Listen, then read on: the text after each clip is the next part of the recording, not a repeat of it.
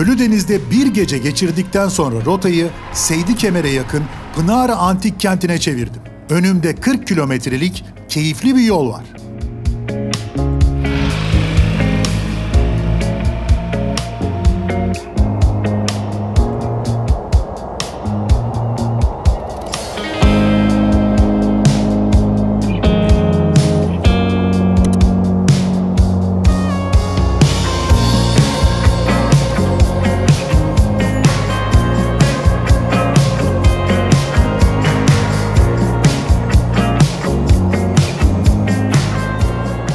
Ölüdeniz'den çıkıp harika köy yollarından, orman işlerinden Pınarı Antik Kenti'ne ulaştım. Pınarı Antik Kenti, Likya Birliği'nde 3 oy hakkına sahip 6 kentten bir tanesi. Oldukça önemli bir kent. Buranın hikayesi şöyle: Santos şehri çok kalabalıklaşınca yaşlılar kendilerine Kragos Dağı'nda Pınara kentini kuruyorlar. Pınara ismi de şehrin mimarisinden geliyor. Yuvarlak şekilde yaptıkları için ismini Pınara koymuşlar. Burası kaya mezarlarıyla, amfiteyatrosuyla, yerleşmeleriyle, evleriyle muhteşem, kocaman bir kent. Fakat burada çok fazla kazı çalışması yapılmamış, coğrafyanın biraz engebeli olmasından dolayı ve de biraz tenha. Ama kesinlikle Pınara Antik Kenti ilgiyi hak ediyor ki biz de o yüzden buradayız.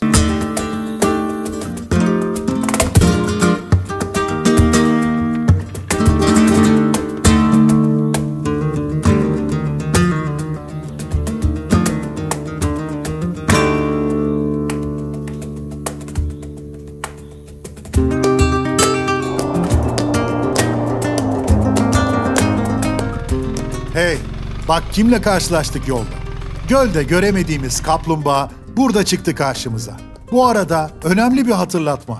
Buralar bu sessiz dostlarımızın evi. Onlara saygı gösterip yaşam haklarına sahip çıkmamız lazım. Yol boyunca her yer bereket fışkırıyor. Tarlalar, seralar, meyve bahçeleri. Bu arada daha önce görüp de ne olduğunu anlamadığım bir şey için durdum yolda.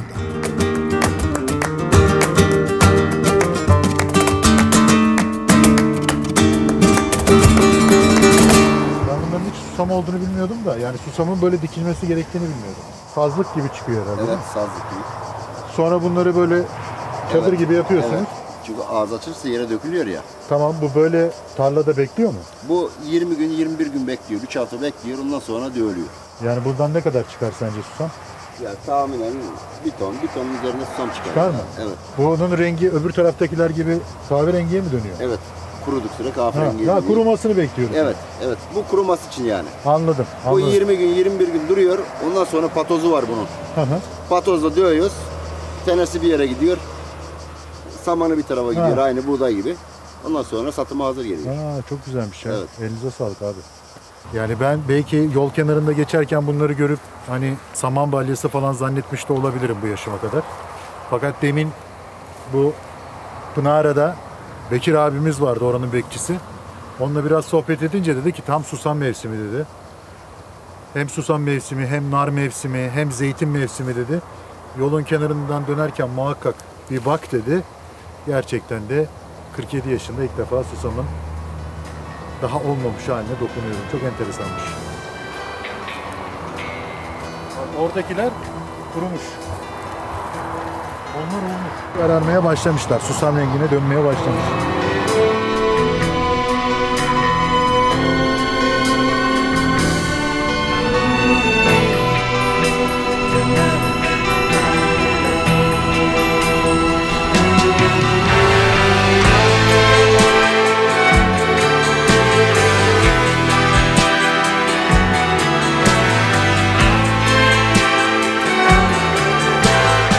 Sırada Patara var.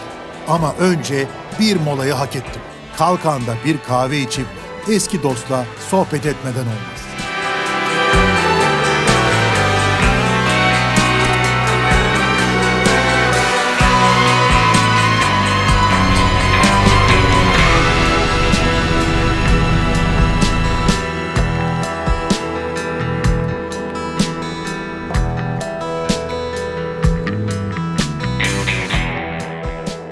Keyifli bir yolculuğun ardından Patara plajına geldim. Patara plajı, Patara antik kentinin içinde bulunuyor. Hem Patara antik kentini gezip daha sonra da kendimi sulara atmayı planlıyorum. Patara bölgesi Likyalılar için oldukça önemli bir kentmiş. Ayrıca Patara plajı da Türkiye'nin en uzun ikinci plajıymış. 14 kilometrelik bir uzunluğa sahipmiş. Buranın bir önemi de karettaların burada koruma altına alınmış olması. Yani insanların belli zamanlarda buraya girmesine izin verilmiyor. Şimdi ben de karettalar gibi Akdeniz'in tuzlu sularına kendimi böyle fıtır fıtır atıp bir yorgunluğumu atayım diyorum.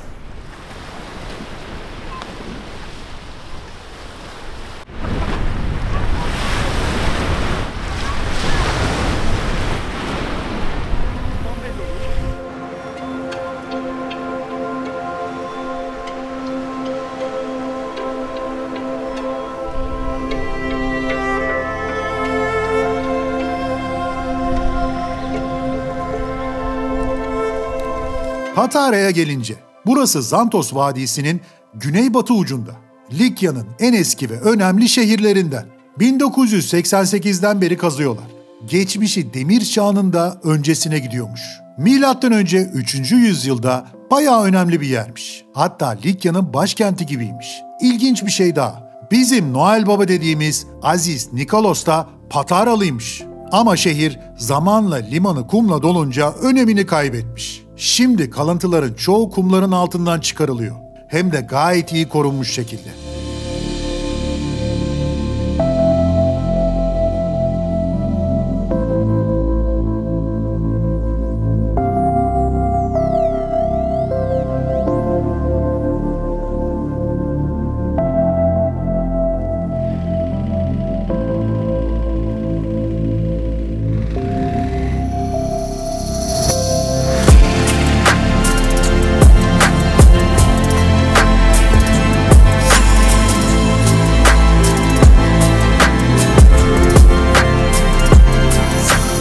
Gün ağrırken sahil yolundan ilerliyor. Akdeniz'in o meşhur mavisi eşlik ediyor bana. Bak, şu karşıdaki manzarayı kesin bir yerden tanıyorsunuzdur. Türkiye'nin turistik reklamlarında hep görürsünüz. İşte meşhur Kaputaş plajı. Turkuaz rengi serin sularına turistler bayılıyor. Yukarıdan bakmakla yetinmem diyorsanız 187 basamak inmeniz gerekiyor aşağı. Ama bence değer.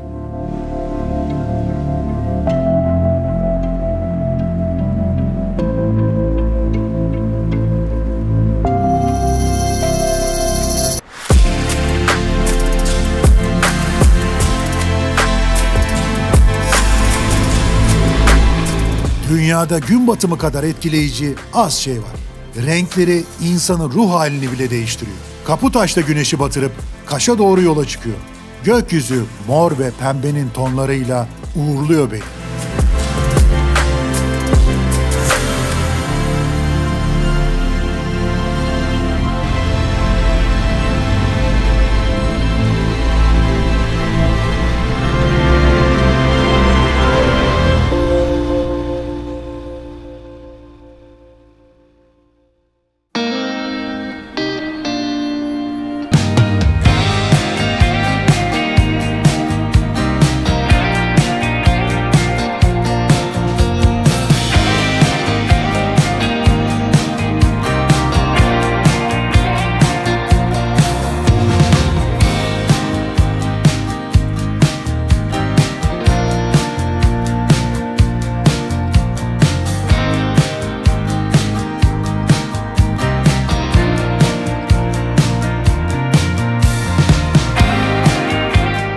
Kaş'ta güneşli, sımsıcak bir güne uyandım. Deniz kenarında bir kahvaltı. İnsan daha ne ister hayattan?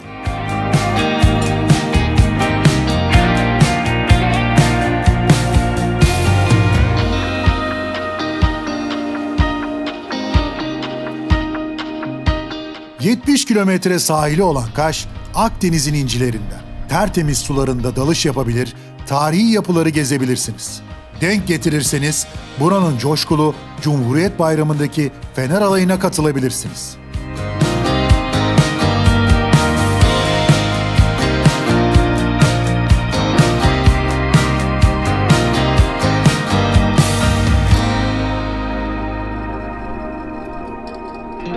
Kaş'a veda edip sıradaki durağa Üçağız'a gidiyorum. Oradan tekneyle Kekova Adası'na geçeceğiz. Yani artık Akdeniz'e uzaktan göz kırpmak yok. Denizle bir olma vakti.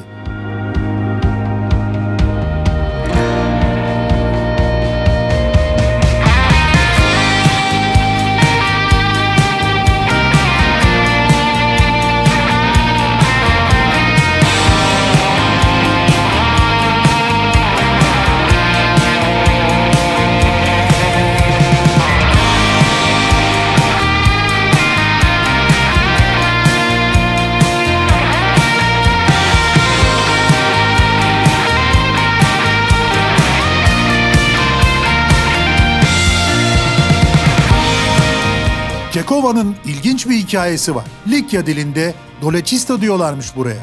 Şu an kimse yaşamıyor adada. Ama 2. yüzyılda bir depremle yıkılmış koca bir antik kent var üzerinde. Akdeniz'in berrak sularının altında kim bilir daha neler yatıyor.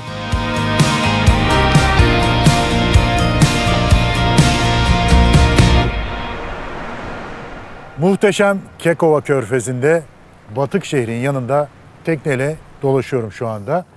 Burada koruma amacıyla denize girmek yasak fakat yani içimi yiyor şu an. O kadar berrak, o kadar turkuaz, o kadar pırıl pırıl bir deniz ki yani kaptanımızın başının belaya girmeyeceğini bilsem hop atlayacağım suya. O kadar güzel. Zamanında muhteşem güzelliğiyle göz doldurduğuna emin olduğum bu bölge şimdi de farklı bir güzellikle bizi kucaklıyor.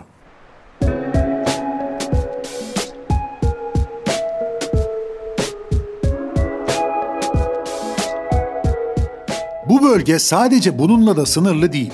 260 kilometrelik Kekova özel çevre koruma alanında 3 antik kent daha var. Aperlea, Simena ve Teimossa. Kaleköy ki eski adı Simena bunlardan biri.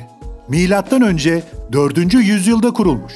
Şimdi büyük kısmı suyun altında ama Bizans döneminden kalma kalesi var.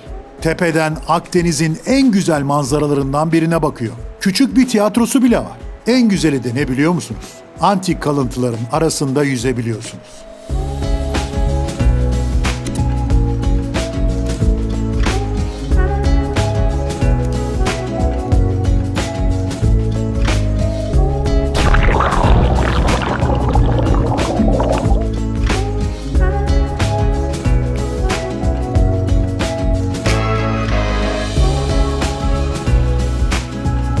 Sahilden sürerek Demre'ye varıyorum. Burada pek bilinmeyen ama muhteşem bir tarihi yapı var.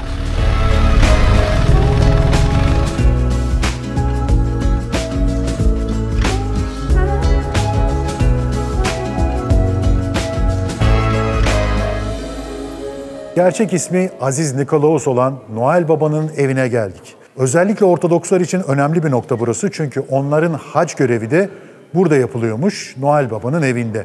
Şimdi Noel Baba kim?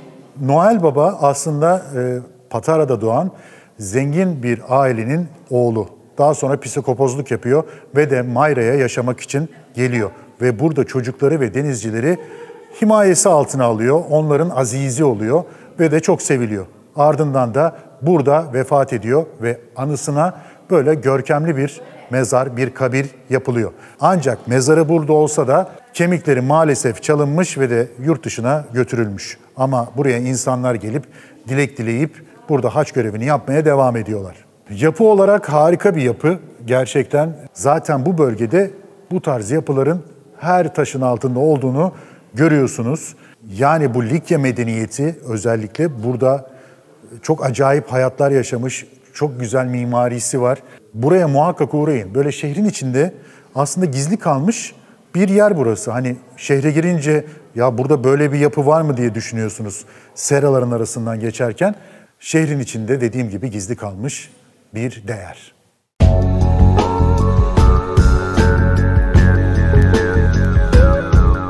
Yani yurt dışında tarihi eserlere, kiliselere veya yapılara gösterilen özenin %1'i dahi gösterilse Türkiye dolar taşar turistle.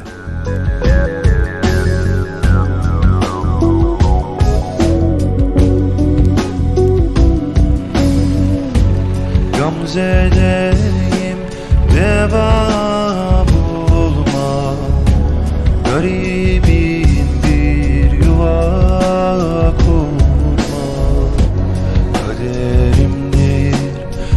çekti, dinlerim hiç rehabında.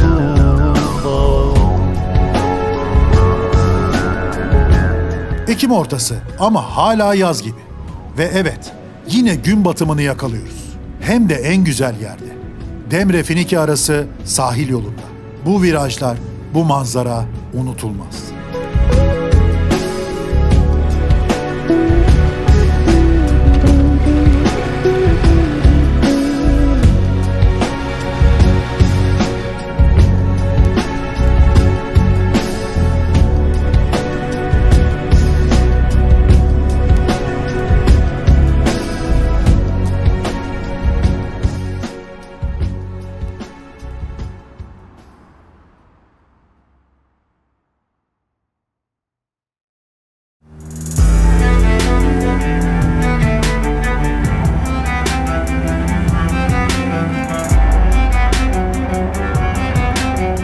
Şirin mi şirin Finike'de geceledikten sonra Gelidonya Feneri'ne doğru yola çıktım. Hava harika. Yol zaten müthiş. Ormanların içinden, küçük beldelerden geçerek Akdeniz'in koyu mavisini seyrederek sürüyorum.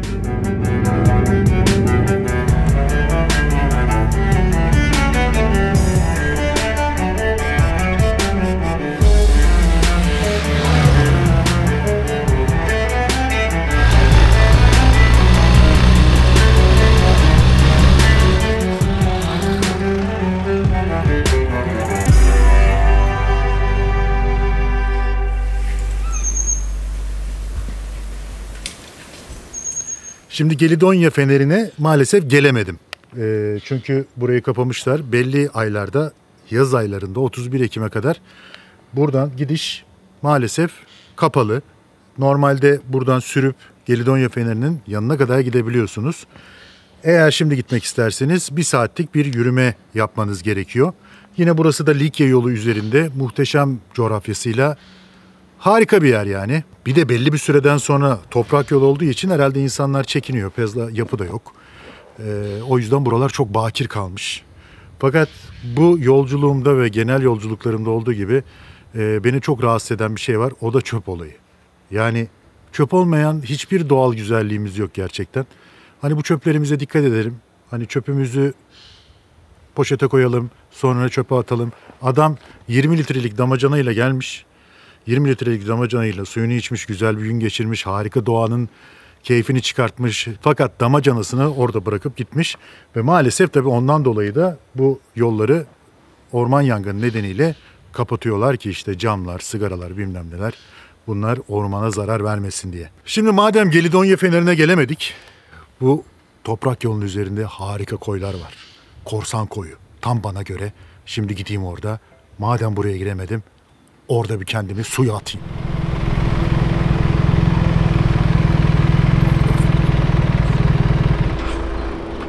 Hoş bulduk. Nasılsınız? Buyurun. Abi buralar ne kadar güzelmiş ya. Güzel abicim. Noktada sen aşağı insen hiç ayrılamazsın. Vallahi mi? Ölürüm de ayrılamam diye bir türkü vardır. Ölürsün de ayrılamazsın aşağı inseniz. İstanbul'dan gelir teli, hey Allah'ın şaşkın kulu. Şeytan bunun neresinde, içinde mi dışında mı? Bu besteliyor. Abdest alsan alma demez, namaz kılsan kılma demez. Kadı gibi haram yemez, şeytan bunun neresinde. Çayın var mı? Çayım mı? Çay kaynayır orada demlemedim hemen demlerim. Yok uğraşma ya. Orada mangala koydum da. Yiyecek Böyle bir şey ben... var mı? He? Yiyecek bir şey mi? Gözleme var. Ha, evet. Neden? Peynirli var, patatesli var. Çok güzel. Tamam ondan da alırız. Korsan koyunda. Korsan Nar. koyunda nar. Nar. Var mı böyle bir şey? Vallahi yok. Ormanın Buraya içinde. gelsen Evet. boşuna adamlar yaşamamış yüzyıllarca burada ya. Tabii abi. Tabii. Baksana abi kütür kütür ya. Tabii. Allah Allah. Allah şurası çok güzelmiş. Harbiden insanın yemeden hiç çekiyor değil mi? Tabii. Hani böyle ayırıyorsun. Oo çok güzelmiş be. Biz şundan giderken bir kilo alalım. Abla ne alırsın? Al oradan tam oraya bak koydum abi Her şey aşağıya. yaparız. Bu var ya insanın yakıtı ya. Aynen öyle. Bunu yedin mi kilometrelerce gidersin.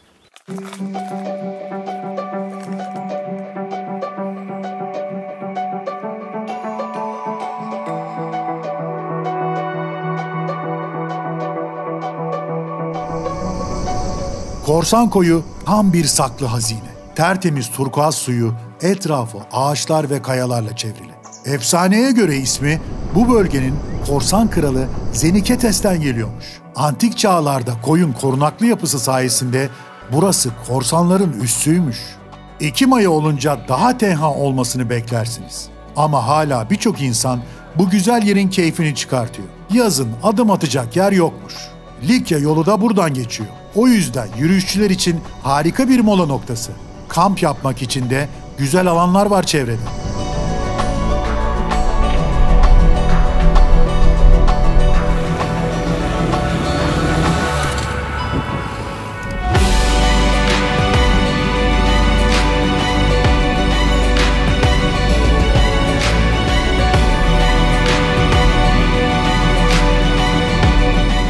Yakınlarda bir başka güzellik bekliyor bizi.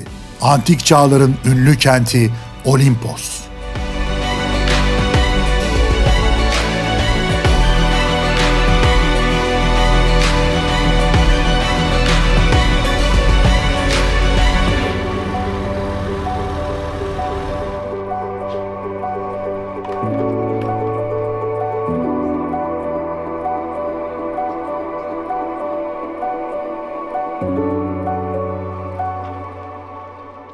Milattan önce 167-168 yıllarında kurulduğu iddia edilen Likya Birliği'ne bağlı Olimpos Antik Kenti'ndeyim. Burası muhteşem bir yer. Hatta şöyle söyleyeyim, böyle filmlerde hani böyle bir uçak kazası olur, böyle bir adaya düşerler.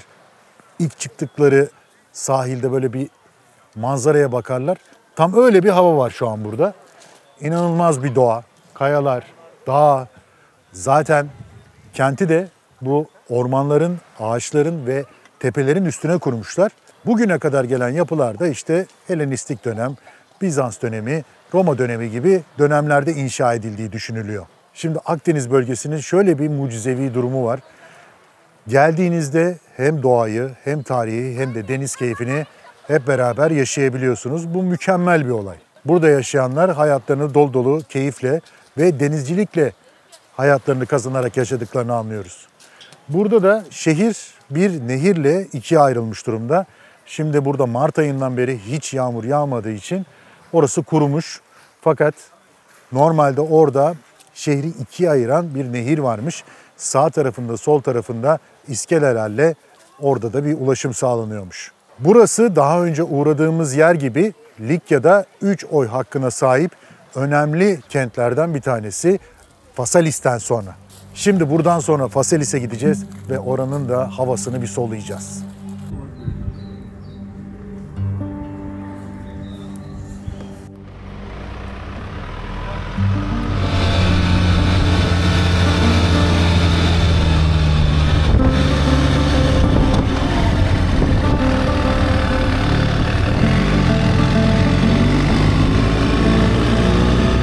Ya arkadaş, bu nasıl bir asfalt kalitesi? Nasıl tatlı tatlı virajlar? Ne şanslı ya burada oturanlar. Vallahi yola çıktığımız dakikadan itibaren viraja doyduk. Yani bu bölgeden bir tane daha toprak çıkması lazım. Çünkü doğal antrenman bölgesi yani burası. Ya vallahi bir kendime güvenim geldi ya. Bir oturuşum değişti ya. Hemen şöyle bir durdum, böyle bir çayımı söyledim. Buradan yola devam.